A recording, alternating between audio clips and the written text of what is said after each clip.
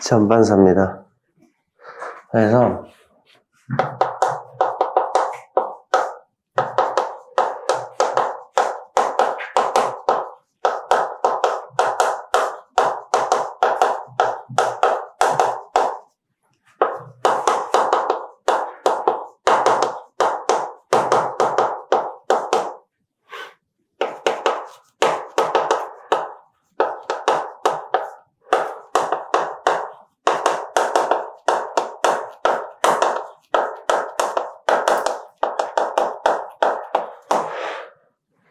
빛이 하나의 매질에서 다른 매질 넘어갈 때 원래 그러면 굴절 해야 되잖아. 근데 굴절 안 하고 전부 다 반사하는 거를 전반사라고 하는 거예요. 그러니까 원래는 굴절 해야 되는 거니까 전반사는 항상 일어나는 일은 아니네. 항상 일어나는 일이 아니면 조건이 있기 마련이란 말이에요. 그래서 그 조건을 기억을 해주셔야 되는데, 첫 번째는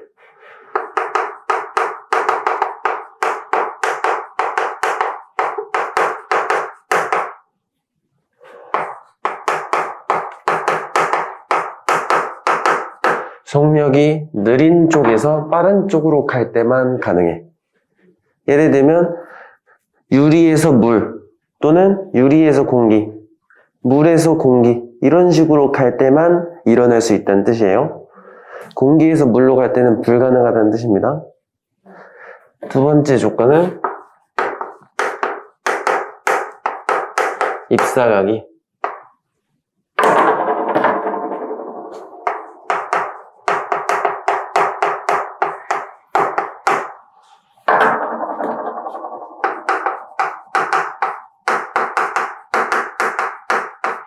입사각이 임계각보다 클 때입니다.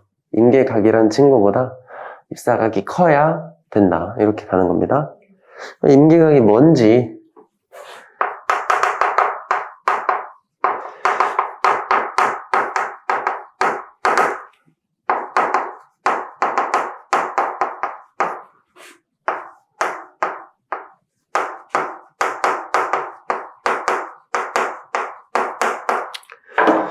굴절각이 90도일 때의 입사각을 임계각이라고 합니다.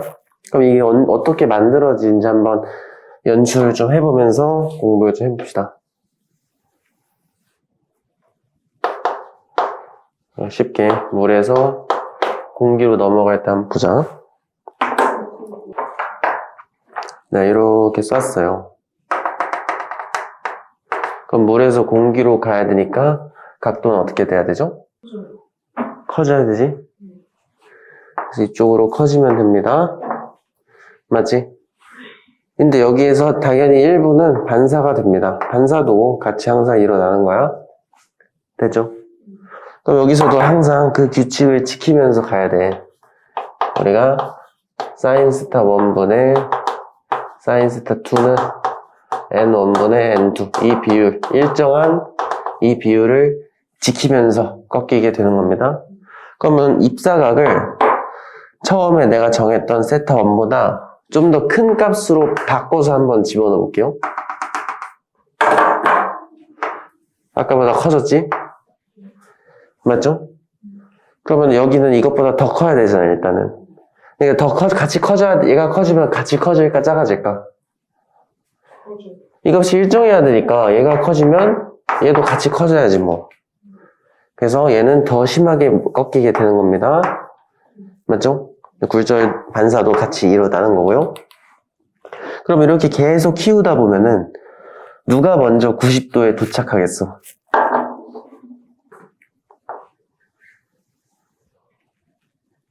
여기서 이것보다 더 키우면 얘도 같이 커질 거 아니야. 그럼 누가 먼저 90도가 되겠어요? 굴절각이 먼저 90도가 되겠지.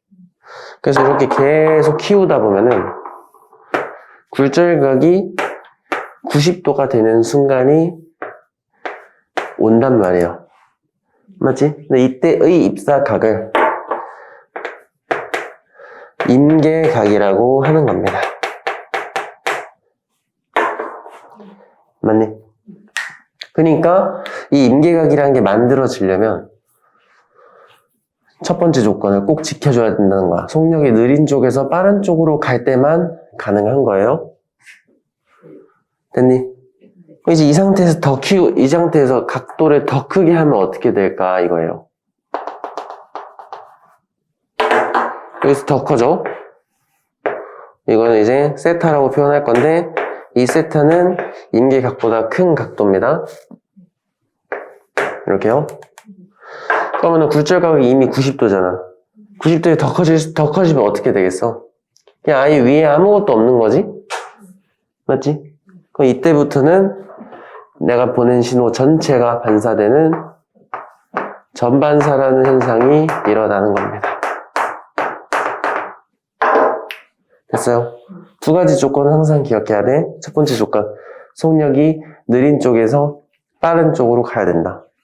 두 번째는 입사각을 임계각보다 크게 해줘야 된다. 괜찮니? 그럼 이제 굴절 조건 좀 보시면,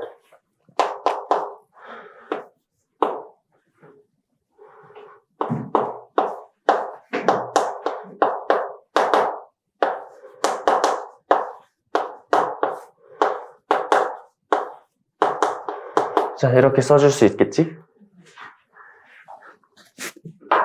그럼 얘가 이 조건을 한번 변형을 하면은 A에서 공기로 쏘는 겁니다. 공기에서 90도가 됐을 때가 A의 임계각인 거지. 식을 변경을 하면. 됐나요? 그러면은 사인 90도는 1이잖아. 이 경우 임계각은 NA분의 N 공기로 많이 쓰는데, 하나가 공기일 때. 근데 책에는 그냥 NA분의 1이라고 돼 있거든요. 근데 공기의 굴절률이 거의 1이랑 똑같아서 그냥 1이라고 쓰기도 하는 겁니다. 실제로 1은 아니고 1.0001 몇이야. 그냥 거의 1이다 이렇게 해놓고 푸는 거야. 괜찮니? 여기서 매질을 좀 바꿔보자. 내가 여기서 A보다 지금 매질을 A로 설정한 거잖아. 근데 A에서 B로 바꿨어요. 근데 A에서 B로 바꿨더니 B는 굴절률이 좀 작은 물질이야. 그럼 굴절률이 좀 작다는 거는 B는 빠르다는 거야, 느리다는 거야? 굴절률이 클수록 느린 거예요. 어쨌든 매질 B로 바꿨더니 굴절률이 작아졌어요. 그럼 임계각은 어떻게 될까, 식에서? 이거 작아지면 요거는 커지는 거죠? 분모가 작아지면 커지겠지. 그러면은 매질의 굴절률 차이가 작을수록 임계각도 커지는 거고요. 반대로 매질의 굴절률 차이가 클수록, 예를 들어서 C로 바꿨더니 C는 A보다 굴절률이 큰 물질이야. 그러면은 이게 커지면 임계각은 작아지겠죠? 그러니까 내가 설정한 두 종류의 물질이 굴절률 차이가 많이 날수록 임계각이 작아지는 거고요. 반대로 차이가 얼마 안 나면 임계각이 커지는 겁니다. 그럼 임계각이 작다는 게 어떤 효과가 있는 걸까요? 전반사가 좀 더 용이해집니다. 왜냐면 전반사 하려면 입사각을 임계각보다 크게 해서 넣어야 되잖아. 맞지? 그래서 만약에 원래 임계각이 한 45였어요. 그러면은 이거는 내가 45도보다 크게 집어넣어야 전반사 할 수 있었던 거죠. 이제 50 이렇게 넣어줘야. 근데 물건을 바꿨어. 매질을 바꿨더니 임계각이 작아졌어. 30까지. 이제는 30도만 넘으면 되는 거지. 맞지? 내가 전반사 이용을 해야 되면은 굴절률 차이가 많이 나면 많이 날수록 괜찮겠죠? 됐나요?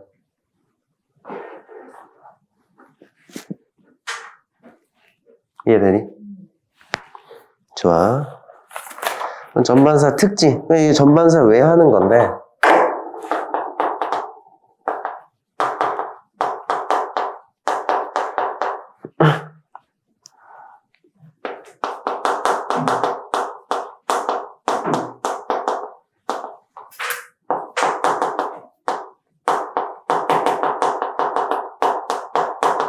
이렇게요.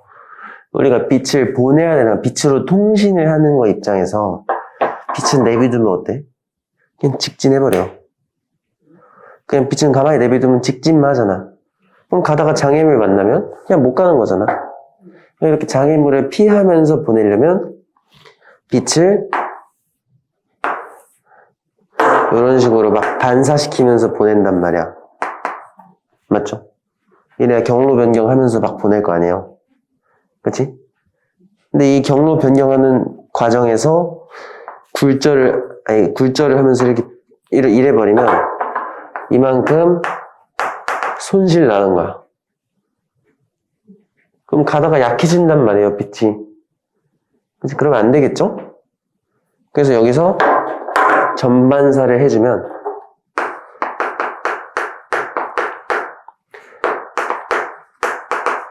손실이 없단 말이야. 그러니까 손실 없이 통신을 하려고 전반사를 이용하려고 하는 겁니다. 이해되니? 됐죠? 그래서 여기 밑에 책 보면은 전반사 특징이 이렇게 써 있고요. 전반사 생활 속의 전반사 이용, 안경, 쌍안경, 망원경이라던가 망원경도 마찬가지야. 렌즈를 통해 눈이 들어오잖아. 그럼 대물 렌즈에서 빛이 들어오고 그걸 저발 렌즈로 보내야 된단 말이야. 그 과정에서 어쩔 수 없이 반사를 해줘야 돼요.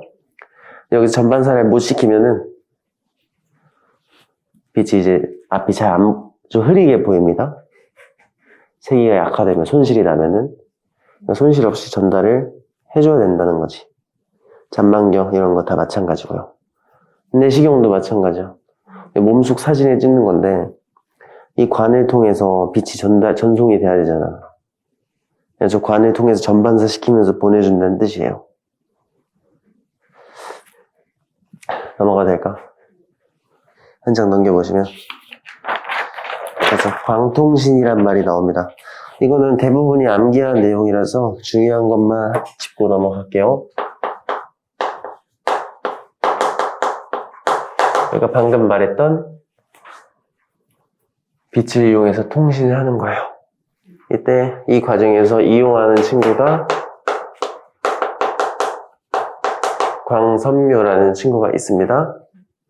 그래서 광섬유의 구조를 보면 이렇게 되어 있는 거야. 너무 크다.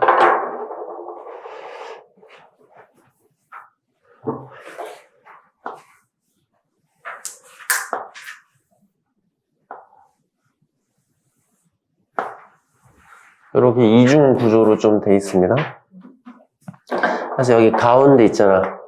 이 가운데를 코어라고 부르고요. 이 코어를 감싸고 있는 곳을 클래딩이라고 불러요. 여기다가 이제 통신을 하는 거야. 그럼 빛은 어디다 쏘나요? 코어에다 쏘는 거야. 코어에서 이렇게 전반사하면서 빛이 전달이 되는 거를 광섬유라고 하는 겁니다. 그러면 굴절률은 누가 커야 될까요? 코어랑 클래딩 중에. 지금 딱 상황 보고 유출을 해보세요.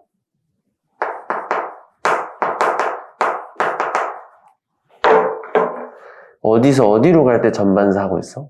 굴절률은 반대 있는 거 아니야? 속력이, 전반사 조건 생각해봐. 속력이 어디서 어디로 갈 때 할 수 있는 거야? 그치? 그럼 이거 거꾸로 굴절률을 써보면 속력이 느리려면 굴절률이 어때야 돼? 커야 되죠? 그럼 반대로 빠르려면 그럼 여기서 어디서 어디로 갈 때 전반사 하고 있어요? 코어에서 클래딩으로 넘어가려고 할 때 전반사 하는 거잖아. 그럼 굴절률은 코어가 커야 저 조건을 만족시킬 수가 있겠죠? 원장님.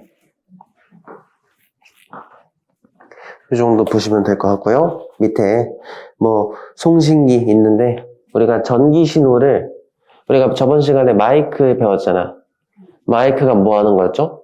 소리 신호를 전기로. 그럼 그 전기를 한 번 더 빛으로 바꿔서 광선묘에 집어넣는 거야. 그렇게 전반세 통해서 보내고 이제 수신자가 봐도 1차적으로 빛 신호를 다시 전기로 교체합니다. 그럼 전기를 스피커 이용해서 다시 소리로 바꿔가지고 듣는 거지. 뭐 통화를 예로 들면 이렇게 하고 있어요. 그래서 광통신 장단점 뭐 한번 같이 읽어봅시다. 간섭이 없고요. 혼선도 없고 도청도 좀 어렵다. 그러니까 보안이 좋다는 뜻입니다. 첫 번째가 빛이니까 굉장히 빨라. 그치? 굉장히 통신 속도가 빠르고요. 여기 에너지 손실이 적다. 에너지 손실이 적다는 거는 이렇게 굴절하면서 손실되는 거가 없다는 뜻입니다. 그래서 증폭기를 설치한 구간이 길다. 이건 뭔 말이냐면 빛이 또 무적은 아니야. 아무리 그래도 손실이 아예 없진 않아요. 그러니까 장거리 통신할 때 뭐 예를 들면 서울에서 미국으로 통신을 해야 돼. 그럼 가다가 빛이 약해지면 사라질 수도 있잖아. 중간에 한번 증폭 과정이 필요하다는 뜻입니다. 근데 단점 충격이 되게 약해요. 이거는 한번 살짝만 망가져도 여기 살짝만 망가지잖아? 다 바꿔야 돼. 그러니까 이 관리가 좀 힘들다는 단점이 있어요. 그리고 비싸다 뭐 이런 거 있다. 이 정도 보고 넘어가겠습니다.